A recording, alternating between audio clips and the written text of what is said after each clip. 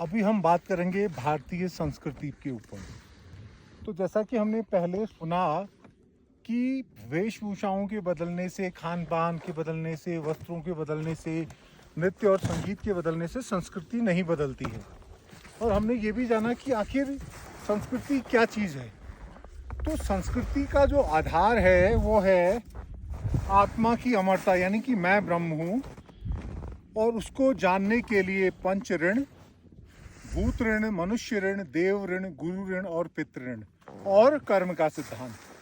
तो बेसिकली इसका क्या मतलब है कि इस संसार में जो भी मनुष्य पैदा होता है उसका, जितने भी संसार में बाकी चीज़ें हैं उनका वह ऋणी है। तो भूत ऋण का मतलब है कि जितने भी जीव जंतु हैं आप लोगों ने उनकी मदद करनी है। मनुष्य ऋण का मतलब है जितने भी मनुष्य सारे संसार में हैं उनकी दान से, पुण्य करके आपने मदद करनी है। देव ऋण, जितनी भी ये शक्तियाँ, आसमान, धरती, वायु, जल, अग्नि, ये सब, इन सबको शुद्ध रखना है। गुरु ऋण है कि आप लोगों ने जो शास्त्र हमें हमारे पूर्वजों ने दिए हैं उनको पढ़ना है और उनको समझना है और उनके ज्ञान को फैलाना है। और पितृ ऋण है कि हमें अपने पितरों के प्रति हमेशा कृतज्ञ रहना है और उनके संबंध में जो भी हमारे रीति रिवाज, संस्कार है, जैसे कि पिंडदान, जैसे कि तर्पण इत्यादि, वो सब करना है।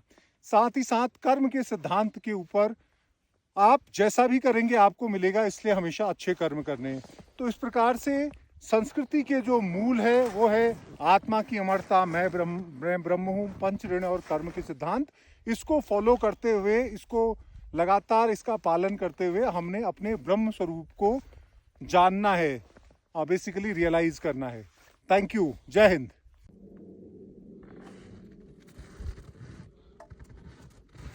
अभी हम बात करेंगे भारतीय संस्कृति के ऊपर। तो जैसा कि हमने पहले सुना कि वेशभूषाओं के बदलने से, खान पान के बदलने से, वस्त्रों के बदलने से, नृत्य और संगीत के बदलने से संस्कृति नहीं बदलती है। और हमने ये भी जाना कि आखिर संस्कृति क्या चीज़ है।